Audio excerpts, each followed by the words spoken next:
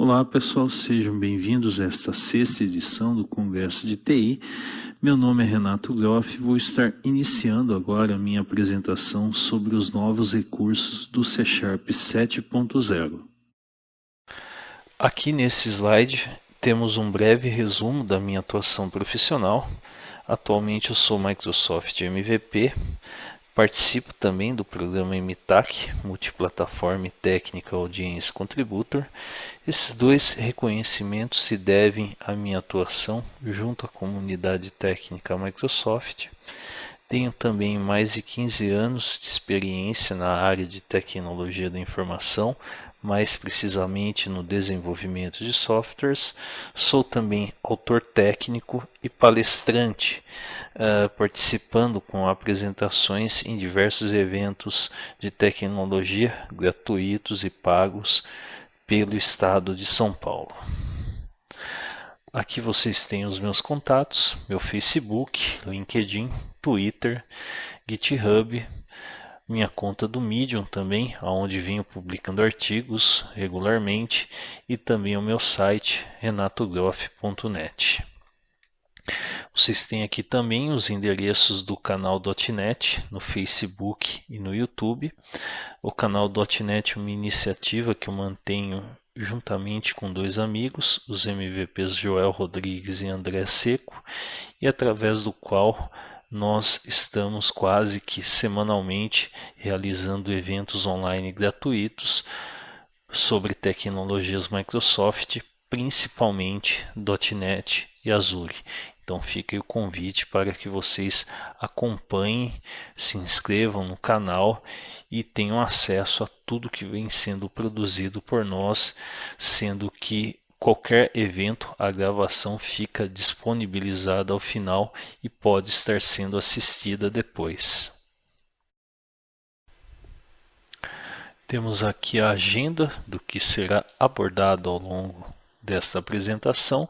Então eu vou discutir um pouco sobre a evolução recente do .NET Framework da linguagem C# e finalmente apresentar os novos recursos que integram a versão 7.0 do C#.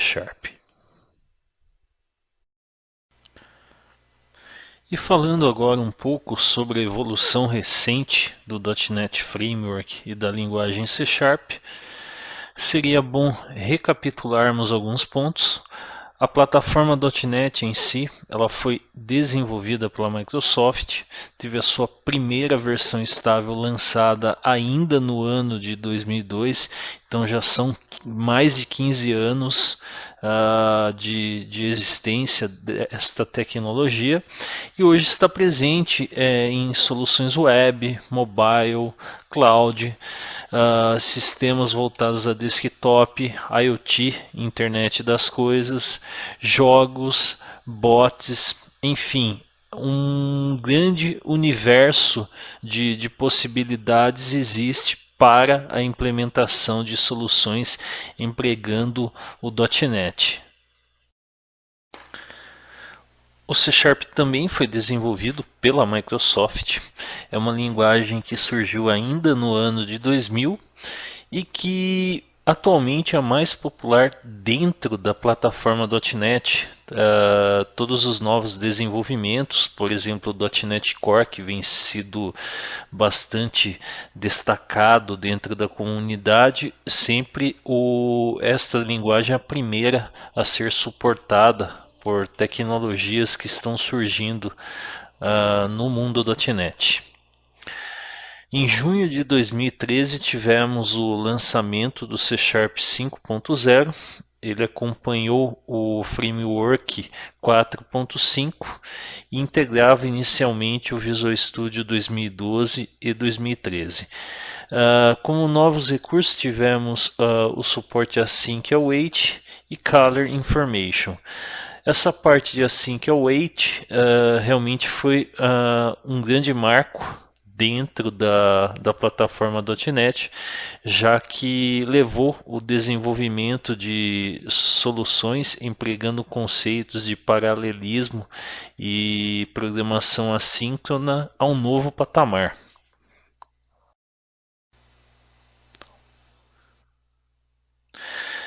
Em julho de 2015 tivemos o lançamento do C Sharp 6.0. Ele veio juntamente com a versão 4.6 do .NET Framework e integrava inicialmente o Visual Studio 2015. A grande novidade dentro deste lançamento foi o novo compilador da plataforma .NET, o Roslyn, que é agora um projeto aberto, open source, hospedado no GitHub e através do qual a comunidade pode opinar e estar participando e interagindo com o time de produto. Além do Roslyn, temos como novidades envolvendo o C Sharp 6.0 a presença de funcionalidades como String Interpolation, Null Conditional Operator, Exception Filters, Expression Body Members, Auto Property Initializers, Using Static, chamadas assíncronas em blocos catch e finally, então estendendo o suporte para a programação assíncrona, operador nameOf, a possibilidade de inicializar propriedades somente leitura a partir de um construtor e uma nova forma de inicialização de instâncias de dicionários. E é importante também destacarmos o surgimento do .NET Core. O .NET Core teve seu desenvolvimento iniciado ainda em 2014. O lançamento da primeira versão RTM, a versão 1.0, aconteceu em julho de 2016. Junto com o .NET Core temos o ASP.NET Core, que é a nova versão da plataforma de desenvolvimento web da Microsoft. O grande destaque destas duas tecnologias são que o fato de ambas serem multiplataforma, ou seja, além do desenvolvimento em Windows, temos agora também a possibilidade de implementação de soluções em Linux e Mac.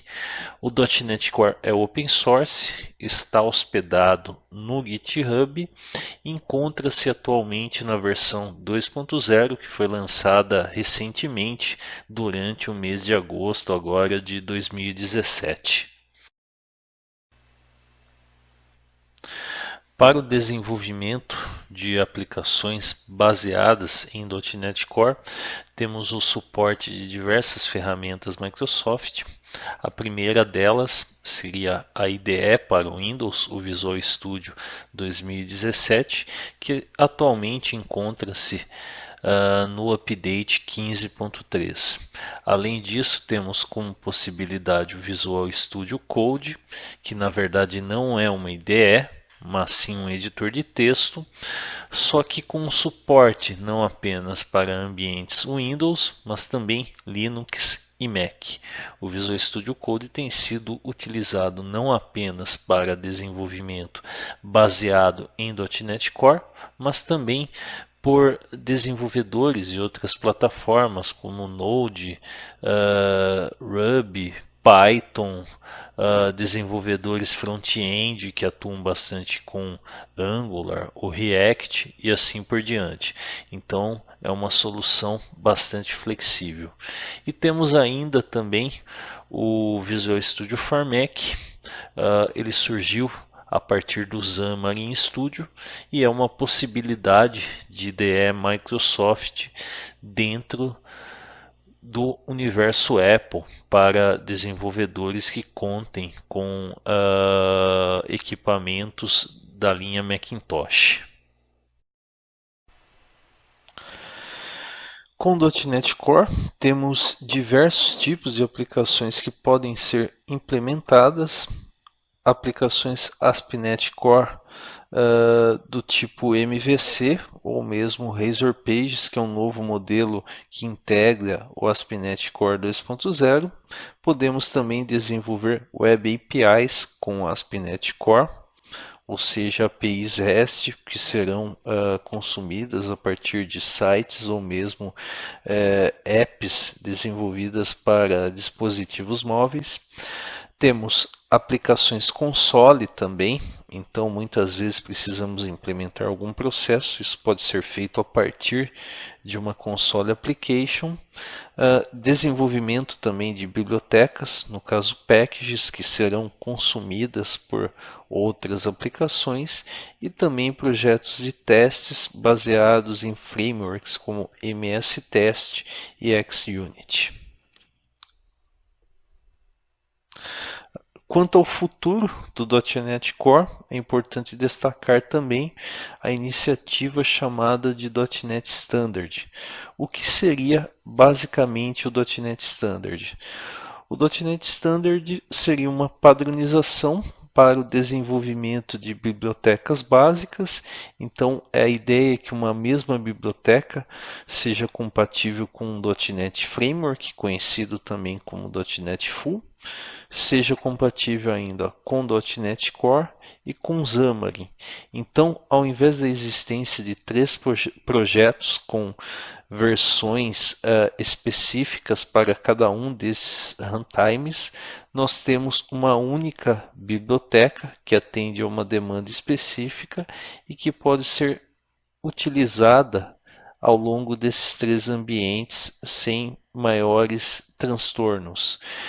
Isso facilitará não apenas o trabalho de evolução da plataforma .NET por parte da própria Microsoft, como também abrirá oportunidades para que desenvolvedores implementem soluções que possam ser reutilizadas em ambientes baseados no .NET Full, no .NET Core, que é multiplataforma, ou ainda desenvolvimento mobile com Xamarin.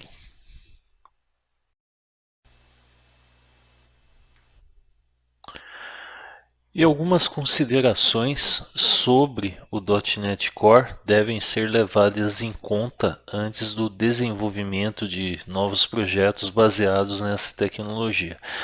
Muitos frameworks populares ainda não contam com uma versão estável para o .NET Core. Bons exemplos disso são frameworks como NHibernate para acesso a dados, que é um ORM bastante conhecido, e o Selenium, que é um framework para testes de interfaces web. Além disso, é importante que não se confunda o .NET Core com aquilo que é conhecido como .NET Full e que vai até a versão 4.6 e 4.7 do .NET Framework. O .NET Full o uso dele está restrito a ambientes Windows, né? Então não seria a solução mais adequada para utilização de aplicações, caso nossa ideia seja o desenvolvimento multiplataforma e até mesmo utilizando containers Docker. É bom destacar ainda que as versões mais recentes da linguagem C#, como C# 7.0, trabalham sem maiores dificuldades com o .NET Core. E falando agora sobre o C# 7.0, esta versão da linguagem C# foi apresentada primeiramente durante o Build 2016, em março do ano passado. O Build é o evento anual voltado a tecnologias de desenvolvimento Microsoft. Já no mês de março deste ano de 2017, a versão 7.0 foi lançada oficialmente. Isso aconteceu juntamente com a disponibilização oficial do Visual Studio 2017. Iniciando agora as demonstrações, temos aqui o primeiro recurso, Binary Literals. Eu estou aqui agora no Visual Studio 2017 com o update 15.3 que saiu recentemente agora em agosto, devidamente instalado, e este primeiro exemplo traz uma demonstração de utilização dos Binary Literals. O que seria isso basicamente? Seria uma forma que nós temos de representar valores binários que, por consequência, serão convertidos para inteiros. Então eu tenho aqui duas constantes, a primeira representando a letra Y na tabela ASCII e a segunda representando a letra Z. Esses valores equivalem em ASCII a 89,90. E nós temos aqui as representações, ambas nós notamos que são valores binários, com um pequeno detalhe. Nos dois casos eles se iniciam por 0 e a letra B, que pode ser minúscula ou maiúscula, e o restante uma representação no padrão binário. Então, antes nós não tínhamos esse tipo de representação no C#, havia suporte para hexadecimal, que era 0x alguma coisa, e agora foi estendido esse tipo de suporte com a representação de valores binários que, durante a execução de uma aplicação, serão convertidos daí para o equivalente no formato numérico escolhido na declaração de uma variável, constante, propriedade e assim por diante. Eu vou executar essa aplicação, a ideia é que apareçam os valores 89 e 90, então vamos checar aqui.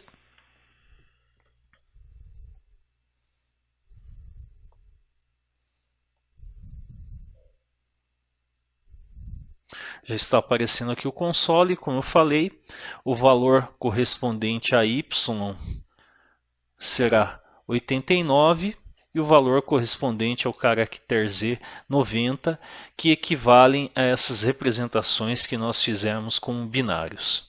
É um recurso bastante simples, mas de repente se você precisa fazer alguma manipulação, muitas vezes algo que envolva interação com hardware, alguma aplicação de IoT, acaba ajudando bastante. E o próximo recurso são os Digit Separators. Então, voltando aqui ao Visual Studio 2017, temos um novo exemplo agora de utilização desse recurso conhecido como Digit Separators. Na prática, nada mais seria do que inserir o caractere underline em representações numéricas. Então, nesse primeiro exemplo, eu tenho aqui uma constante representando um valor binário, uma segunda constante representando um valor hexadecimal. Eu posso inserir esse caractere em qualquer posição de uma representação numérica. Tenho aqui um valor inteiro, que se refere à população estimada do Brasil. Eu utilizei isto como se fosse um separador de milhar. Claro, eu não posso utilizar a notação brasileira, que seria ponto, já que isso seria compreendido como separador de milhar, que é o padrão utilizado pelo C#. Posso utilizar esse recurso também com valores de ponto flutuante, aqui no caso um double. E ao executar essa aplicação, notem que eu não fiz nenhuma formatação especial para exibição dos valores. O underline será ignorado e segue a regra daí que está no nosso código de utilizar algum formato ou mesmo simplesmente efetuar o print deste número sem qualquer máscara sendo aplicada. Então eu vou executar aqui essa aplicação para nós vermos. Está aqui, ó, 89, 90, população do Brasil, renda per capita. O underline, então, na verdade, ele foi utilizado apenas para efeitos de melhorar a legibilidade do nosso código. Vamos agora às local functions. Aqui dentro do Visual Studio 2017 temos um primeiro exemplo de utilização de uma local function. Declaramos dentro do método main uma função chamada exibir horário atual, que é justamente um exemplo de utilização de local function. Esta função segue o padrão normal para a implementação de um método. A única diferença é que ela estará inserida dentro de um outro método, aqui no caso main, e ao longo desse método main eu invoco duas vezes esta local function. Eu vou executar esta aplicação de exemplo para vocês verem o resultado. A ideia é que esta local function exiba o horário atual formatado através de uma mensagem, conforme vocês podem observar aqui, e como eu já falei, esta mensagem aparecerá duas vezes para nós. Deixa eu rodar aqui a aplicação. Então foi exibido uma primeira vez, está esperando alguns segundos, uma segunda vez e basicamente este era o primeiro exemplo que eu queria apresentar para vocês sobre esse novo recurso do C# 7.0. Aqui temos um segundo exemplo de utilização de uma local function.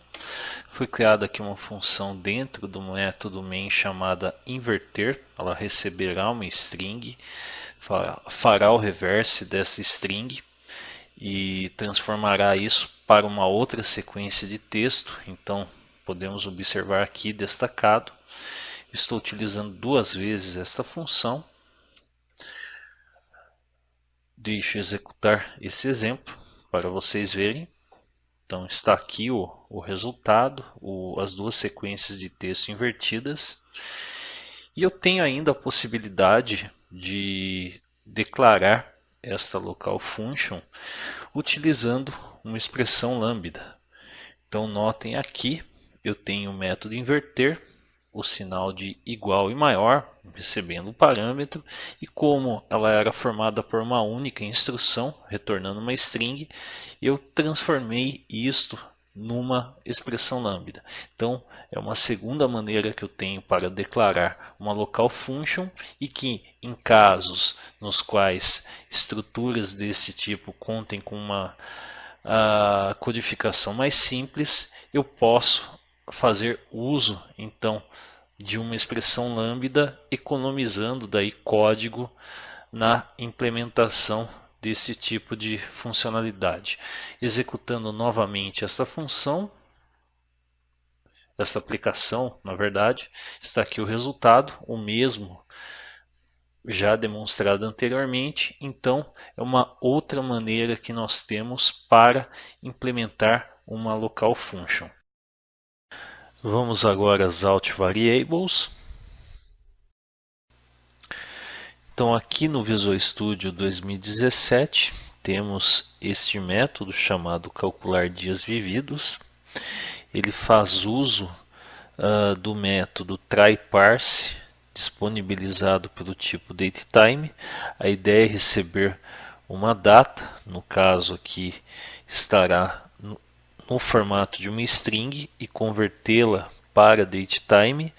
Notem que eu tenho aqui a variável DataNask, que foi declarada inicialmente, e repasso ela com um parâmetro, marcando ela com o operador ALT, já que será um parâmetro de saída. Ele será processado dentro de tryParse e devolvido para uso posterior. Isso já vem desde as primeiras versões da linguagem C#, e agora com o C# 7.0 teremos novas possibilidades de declaração desse tipo de construção, sempre com a ideia de simplificar o processo de codificação. Eu vou executar essa aplicação para vocês verem. Primeiramente eu passo uma data válida, depois eu forço um erro e por último uma outra data válida. E aqui dentro do método, além de fazer a conversão da data, será feito daí um cálculo de maneira a determinar quantos dias uma pessoa que possua esta data de nascimento viveu. Então vamos executar aqui esse exemplo para vocês verem.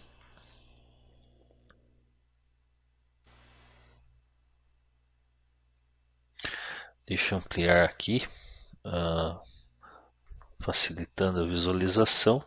Então temos aqui a data atual, data de nascimento, quantidade de dias vividos, alguém que nasceu recentemente.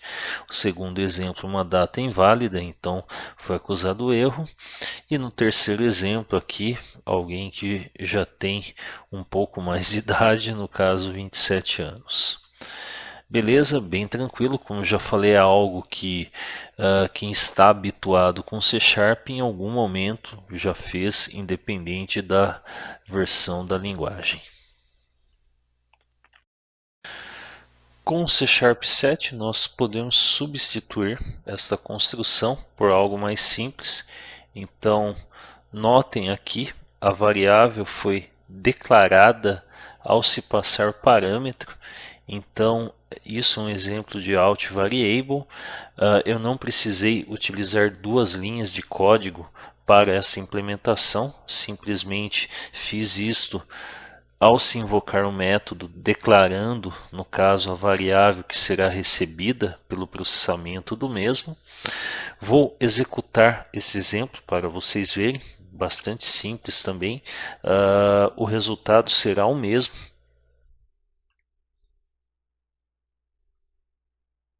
Então temos aqui o mesmo resultado do exemplo anterior.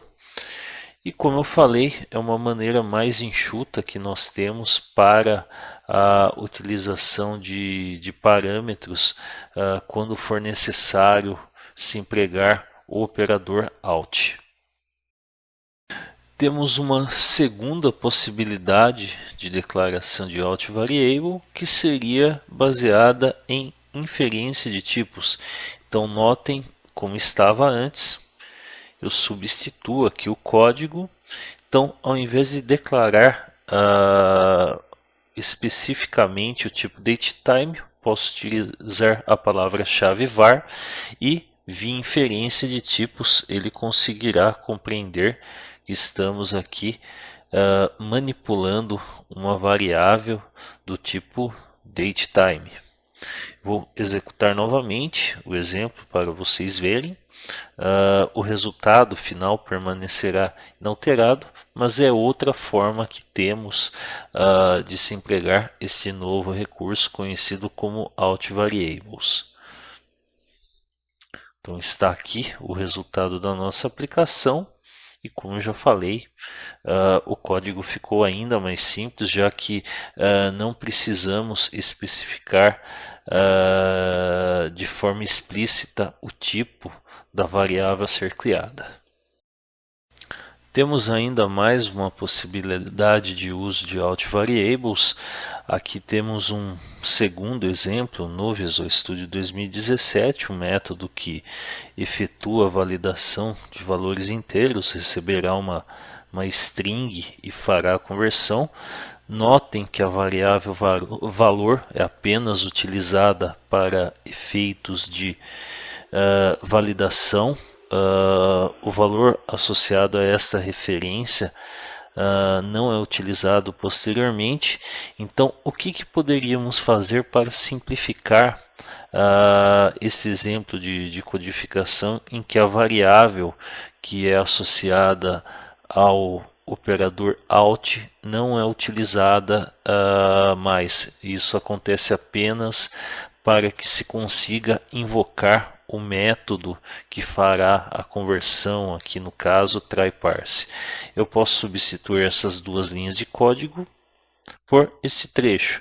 Então eu marquei aqui com out e ao invés de declarar uma variável, eu coloquei aqui o caractere underline. Isso é chamado de discard e significa que a variável em questão não será associada a uma referência. O valor da mesma será descartado. Isso está apenas sendo feito para que se consiga invocar o método try_parse. Então eu vou executar essa aplicação para vocês verem. Aqui ele faz daí as validações e como eu já falei, este terceiro modo de uso de uma out variable, no caso com o operador discard, acaba também simplificando o nosso trabalho de codificação.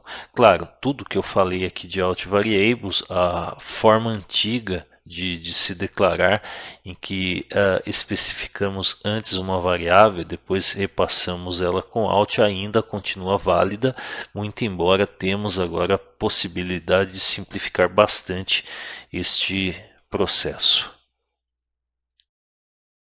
Outro recurso bastante interessante agora, pattern matching. Então estou aqui novamente no Visual Studio 2017. Temos aqui este método exibir informações cotação. Ele faz uso de duas classes, cotação dólar, cotação euro. Receberá uma instância do tipo cotação, que é o supertipo do qual cotação dólar e cotação euro derivam. Vou mostrar aqui a implementação dessas classes para vocês. Então, a classe abstrata cotação, com as propriedades comuns, os dois tipos mais específicos. Cotação dólar daí, com propriedades de valor comercial e valor turismo. E cotação euro com valor cotação, além das propriedades que já vêm do tipo cotação. Beleza. Aqui então, se vocês observarem, eu estou fazendo uma série de checagens, determinando se o tipo informado é cotação dólar ou cotação euro. Caso corresponda a algum desses tipos, eu faço um typecast aqui, a fim de recuperar uma propriedade específica. Isso já é uma implementação que vem desde as primeiras versões da linguagem C#, e com o recurso de Pattern Matching eu consigo agora simplificar esse processo. Então deixo substituir esse trecho de código por isso daqui. Então notem o seguinte, eu no próprio if, na validação, na condição que determina se é cotação dólar ou cotação euro, eu já tenho condição de especificar a variável que receberá isso, aqui no primeiro exemplo dólar, no segundo euro, e trabalhar dentro do if com essa referência que foi gerada caso a condição seja atendida. Então, um código bem mais enxuto e que simplifica bastante o trabalho do desenvolvedor. Aqui embaixo eu tenho um segundo exemplo de Pattern Matching. Eu consigo utilizar esta nova funcionalidade com o switch. Então notem que nos meus diversos cases eu já especifiquei uma variável e ainda tenho a possibilidade, isso não é obrigatório, mas é possível, de especificar condições com a cláusula when. Então é uma nova possibilidade que o C# 7 oferece para nós e bastante simples. Eu vou executar aqui esse exemplo para vocês verem, é bastante tranquilo. E temos aqui o resultado. Ref returns. Esse conceito de ref returns é bastante parecido com a ideia de ponteiros que vinha do C++. Então, aqui temos um exemplo disso. Eu vou retornar o valor que está vinculado ao atributo contador nesta classe chamada classe exemplo, utilizando a palavra-chave ref. Então notem aqui, tanto no return quanto aqui na declaração do método, foi empregada esta palavra-chave. Daí eu tenho a classe program consumindo classe exemplo. Então inicialmente eu instancio esta classe, invoco o método incrementar, que simplesmente fará o incremento desse contador, acrescentando 1. Exibo daí o valor, como será inicializado com 0 e incrementado com 1, a ideia é que apareça 1 aqui. Em seguida eu obtenho o contador via ref returns. Incremento, então, ao fazer isso, por mais que eu tenha aqui uma variável local, ela apontará para este atributo de classe exemplo. O valor será 2 e ao acionar novamente obter valor contador, ele retornará o que está associado ao atributo contador e o esperado é que o resultado disto seja 2. Então, é um recurso próximo do que tínhamos em C++, tende a não ser tão utilizado no dia a dia, mas é mais uma possibilidade que o C Sharp 7 oferece para nós. Então, vamos executar aqui o exemplo.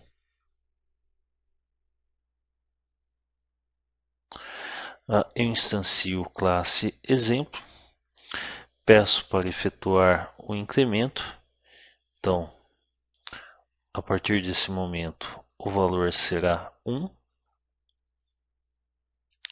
prossigo, exibo daí o valor do contador que é 1, obtenho daí esse contador via referência, incremento mesmo, então aqui a variável local, o valor dela é 2 e ao invocar novamente obter valor contador, como eu já falei, o valor esperado será 2 e aqui finalmente encerro a execução da aplicação. Notem, apareceu aqui 1 e 2. Agora vamos falar sobre tuplas, que são outro recurso que recebeu bastante destaque quando do lançamento do C Sharp 7.0. Para utilizar tuplas com C Sharp 7.0, precisarei adicionar o package System Value Tuple nas minhas aplicações. Uma tupla, na verdade, é um agrupamento de valores, pode ser um valor, 2 valores, 3 valores e assim por diante. Uma confusão que o pessoal muitas vezes faz é que uma tupla é formada por 2 valores, isso se deve ao fato de muitos dos exemplos disponíveis na internet adotarem essa prática. Na verdade, você pode ter N valores e esse tipo de recurso dispensa a necessidade de criação de classes quando precisamos retornar um valor, um conjunto de valores de um ponto a outro de uma aplicação, ou ainda de construções como objetos anônimos, já que a gente fica restrito ao escopo de criação daquela instância anônima, ou mesmo de um objeto dinâmico que tende a oferecer uma menor performance na manipulação de informações. Então, deixa eu ir ao exemplo. Aqui temos um primeiro exemplo de declaração de tuplas. Nós especificamos os tipos que compõem a tupla entre parênteses. Aqui utilizei ambos int, poderiam ser outras possibilidades como int, string ou diferentes tipos de objetos. Indiquei aqui os valores e como eu não especifiquei um nome para esses valores, eles seguem um padrão item número. Então temos aqui item 1 e item 2. Aqui já tem um exemplo de tupla formada por 3 valores. Notem item 1, item 2, item 3 e um terceiro exemplo aqui de tupla em que eu nomeei o primeiro item como latitude e a segunda propriedade como longitude. O importante é que o próprio IntelliSense do Visual Studio tem suporte, então notem aqui, item 1, item 2 e item 3. E no caso dessa tupla que teve suas propriedades devidamente nomeadas, latitude e longitude como opções disponíveis. Eu vou executar essa aplicação para vocês observarem o resultado.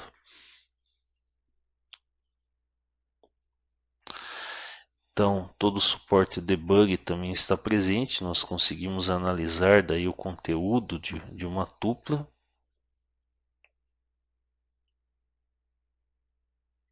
No caso, coordenadas. Consigo checar daí os valores associados a cada propriedade. E aqui, terminando a execução, temos o resultado da nossa aplicação. Temos aqui um segundo exemplo de utilização de tuplas. Vocês podem observar o método converter temperaturas. Ele receberá uma temperatura em Fahrenheit, que é uma escala bastante utilizada em países de língua inglesa. Fará as conversões para as escalas Celsius, que é a mais utilizada aqui no Brasil, e Kelvin, bastante utilizada na física, e retornará como resultado uma tupla em que podemos observar as propriedades temp Fahrenheit, temp Celsius e temp Kelvin. Aqui no método main, daí, a tupla está sendo consumida. Então, eu vou executar esse exemplo e abordar cada trecho em maiores detalhes.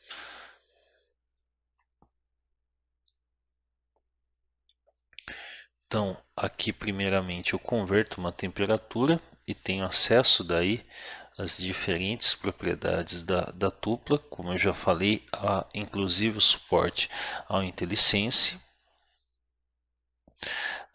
Este segundo exemplo já utiliza o conceito de desconstrução, em que eu declaro variáveis para consumir as diferentes partes de uma tupla. Então notem aqui o resultado Fahrenheit, Celsius e Kelvin. E aqui embaixo já estou utilizando daí essas variáveis. E por último, eu tenho a possibilidade ainda de ignorar valores utilizando o underline, o operador discard, que a gente já viu antes com alt variables. Então, como eu já tenho a temperatura Celsius, eu simplesmente ignoro essa parte da tupla e consumo daí os dados relativos a temperaturas em Celsius e a escala Kelvin. Concluindo aqui, temos o resultado da execução da nossa aplicação. Então, tuplas são um recurso relativamente simples, mas que podem contribuir bastante para uma economia de código, já que contribuem para se evitar a explosão no número de classes nos nossos projetos. Vamos ver agora a classe ValueTask. Então aqui no Visual Studio 2017 temos um exemplo de uso da classe Task. O que aconteceria nessa situação? Nós temos aqui um valor que é calculado num primeiro momento, o tempo de espera inicial, e isso é armazenado para uso posterior. Só que por utilizarmos a classe Task, há toda uma alocação de memória, há um consumo de recursos, e no caso de uso desse método espera aleatória duas vezes, teríamos todo um consumo então de recursos de processamento por conta de se empregar este tipo. O C# 7.0 traz uma nova classe chamada ValueTask, que permite que utilizemos então valores cacheados com uma melhor performance, havendo uma utilização mais racional de recursos quando um determinado tipo de processamento já foi realizado e precisamos apenas retornar de forma rápida um valor pré-processado. Então vou substituir aqui essa assinatura com a classe Task por ValueTask, praticamente igual. Vocês podem ver aqui, varia bem pouco. Vou executar esta aplicação de testes. Então eu aciono aqui a execução. Está criando a primeira task utilizando o ValueTask. A segunda task, temos aqui o resultado. Temos também novos Expression Body Members. Aqui no Visual Studio 2017 eu tenho um primeiro exemplo em que vou demonstrar os novos Expression Body Members. O que seriam essas estruturas? Elas surgiram com o C# 6.0 e permitem que nós declaremos construções de código através de expressões lambda. No caso do C# 7.0, temos agora a possibilidade de declarar construtores e destrutores empregando expressões lambda. Então, nesse caso aqui que temos um construtor para esta classe carga dados e o seu destrutor, uma estrutura bastante simples, cada uma delas, né? Com apenas uma linha de código, eu posso substituir por isto. Então, utilizei uma expressão lambda em ambos os casos e obtive um código bem mais enxuto. Temos aqui um segundo exemplo com os novos Expression Body Members. Agora temos também a possibilidade de declarar propriedades que tenham get, set com expressões lambda. Então, tomando aqui como exemplo a propriedade valor, eu posso substituir o código por isto. Então, notem aqui a expressão lambda para o get e o set, e o restante da classe program, no caso, que utiliza a instância deste tipo cotação, que eu efetuei uma modificação, permanece inalterado. Então, é uma maneira mais enxuta que temos para a declaração de propriedades. Deixa eu executar aqui esse exemplo para vocês verem.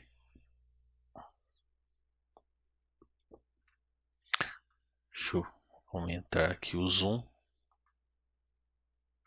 Está aqui o resultado. Fizemos aqui operações envolvendo set e get e funcionou normalmente com as expressões lambda. E para finalizar, vamos falar agora sobre as throw expressions. Aqui no Visual Studio 2017 temos um exemplo de uma classe chamada temperatura. Ela conta com um atributo privado chamado Celsius, uma propriedade também chamada Celsius, que retornará o valor associado a este atributo privado. Já na seção get temos aqui uma validação. Caso a temperatura seja maior ou igual a menos 273,15, haverá a associação do valor ao atributo privado Celsius. Caso contrário, uma exceção será gerada. Esse valor de menos 273,15 equivale ao zero absoluto, ou seja, do ponto de vista da física, não há temperatura menor do que este valor. Temos ainda aqui uma propriedade chamada Fahrenheit, que converterá o valor associado ao atributo privado Celsius para o equivalente nessa escala bastante utilizada em países de língua inglesa. E aqui na classe Program estamos criando uma nova instância da classe temperatura, associando primeiramente o valor 0. Então esta primeira ação deverá passar sem ocorrência de problemas, e esta segunda atribuição espera-se que seja gerada uma exceção, já que o valor de menos 300 é inválido dentro da escala Celsius. Vamos executar agora a aplicação. Então eu instancio aqui a classe temperatura. Próximo passo, atribuo o valor 0. Então, se observarmos aqui, ele fará essa checagem. Como não há problemas de validação, a atribuição desse valor. E no segundo caso, o que acontecerá? Será inválida esta condição e uma exceção será gerada, indicando que a temperatura é inválida. Esse código que eu mostrei até esse ponto funciona praticamente com qualquer versão da linguagem C#, não há nenhuma novidade aqui.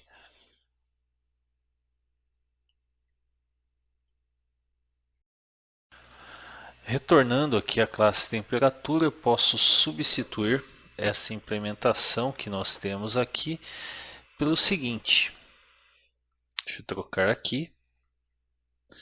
Então, eu estou ainda utilizando o atributo Celsius para a propriedade também chamada Celsius, só que agora eu tenho aqui o uso do operador ternário, tenho uma validação aqui, então eu checo se o value é maior ou igual a menos 273.15, caso mesmo não seja, eu disparo aqui uma exceção como segundo termo desta operação ternária. Então antes eu era obrigado a utilizar a estrutura condicional if, já que a exceção não é do mesmo tipo dessa propriedade, no caso double. Agora eu tenho a opção então de, utilizando o operador ternário, ou retornar um valor que é do mesmo tipo de um atributo ou variável ou propriedade, ou então gerar uma exceção indicando que uma pré-condição esperada não é válida. Eu vou colocar aqui um breakpoint para nós vermos a execução desse bloco de código, executando novamente aqui a nossa aplicação de testes. O primeiro caso passará sem problemas. Já a segunda atribuição, a exceção será gerada, já que menos 300 é um valor inválido do ponto de vista físico para a escala Celsius. Eu tenho ainda a possibilidade de simplificar a implementação da minha propriedade Celsius. Eu vou substituir esse trecho de código e notem que tanto a seção get quanto a seção set foram declaradas utilizando uma expressão lambda. Aqui eu ainda tenho uma throw expression, mas o código ficou bem mais enxuto ao fazer o uso de declarações lambda na codificação da minha propriedade. E o funcionamento continua o mesmo. Deixa eu colocar aqui um breakpoint, executar aqui a aplicação de testes, atribuo aqui o valor 0, ele passará sem maiores problemas e ao fazer a atribuição de menos 300, a exceção será gerada, já que se trata de uma situação inválida. No link que está aparecendo nesse slide, vocês terão acesso às diversas fontes utilizadas ao longo desta apresentação.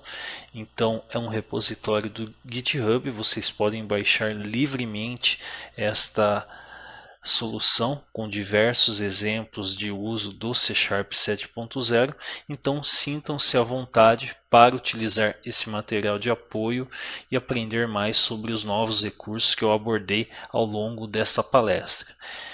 E gostaria de deixar aqui, para finalizar, meu muito obrigado a todos vocês que assistiram a minha apresentação sobre C# 7.0 e também ao pessoal da organização do Congresso de TI, principalmente o Rafael Libânio, pela oportunidade novamente em participar deste grande evento, e até a próxima, pessoal.